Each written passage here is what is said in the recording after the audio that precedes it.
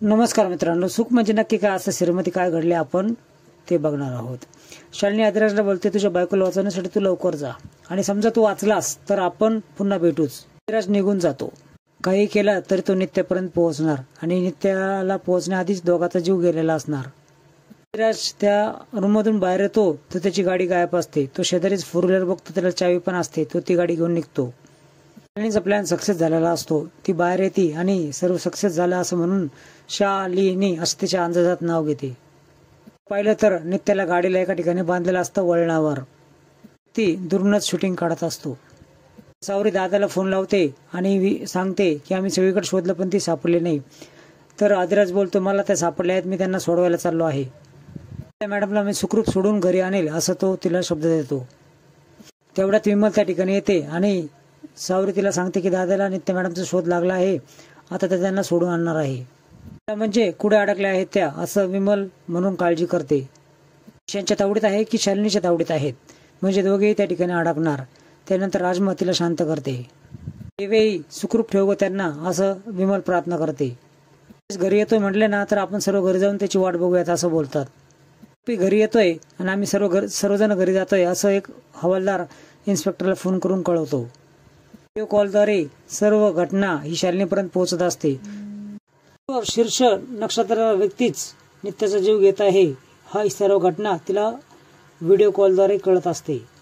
हा माझा डाव फसणार नाही, कारण आदिराजच नित्याचा जीव घेणार आणि नित्याच्या मागोमाग मी आदिराजला देखील पाठवणार। नित्य आदिराजला लांबूनच बघते। स्टीअरिंग देखील लॉक असतं आणि आदिराज ब्रेक लावायचा प्रयत्न करतो तर ब्रेक देखील लागत नसतो।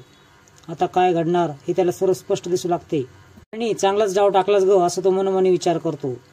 ही नित्याच्या दिशेने जोरात जात असते। धडकणार तेवढ्यात तो बोलतो की देवी तुझी परीक्षा आहे, वाचव तू। अचानकपणे ती म्हातारी देवीच्या रूपाने समोर येते आणि गाडी आपोआप थांबते आणि होणारा अनर्थ टळतो। अचानकपणे शालिनीची स्क्रीन देखील बंद होते। त्या व्यक्तीला देखील झोप लागते जो शूटिंग करत असतो तो देखील बिथरते। बावचळल्यासारखी बोलू लागते, हा एवढा आनंदाचा क्षण मला बघायला मिळणार नाही का? काय झालं, काही दिसत का नाही? तेवढं समोर ती फोन लाव त्या व्यक्तीला असं ती बोलते।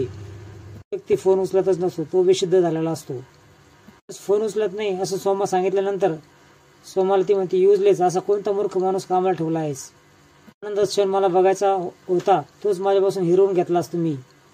राज घाईघाईने गाडीच्या खाली उतरतो आणि त्या देवीला म्हातारीला नमस्कार घालतो। कुठं काय केलं आहे? मी तर फक्त रस्ता पार करत होते, तिला सोडव आधी असं म्हटल्यानंतर आदेश तिला सोडवतो। आजी हसतमुखाने त्यांच्याकडे बघत बसते। काय झालं होतं गाडीला असं नित्य विचारते। तिची ब्रेक फेल झाले आणि हँडल देखील लॉक झालं होतं अचानकपणे। सगळा डाव शालिनीचा होता। आजी आली असं अर्धवट बोलतो आणि आजीकडे दिशेने बोट करतो तर आजी गायब झालेली असते। देवीची मूर्ती मागच्या वेळेस देखील आजीनेच आणून दिली होती। आज पण आजी मध्ये आली आणि गाडी थांबली।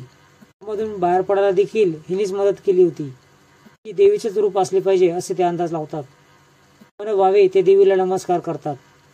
ते गाडीत बसायला निघतात त्याच वेळेस काचेमध्ये देवीची प्रतिमा त्यांना दिसते आणि त्रिशूळ देखील दिसतं। हा कसला संकेत आहे असं दोघे विचार करू लागतात। त्यात हे सर्व दृश्य तो माणूस उठून रेकॉर्ड करतो आणि शालिनीपर्यंत पूर्ण रेकॉर्डिंग जाते। तिला आश्चर्य वाटतं, हे दोघे धडकले का नाही? दोघे सुखरूप त्या ठिकाणी असतात।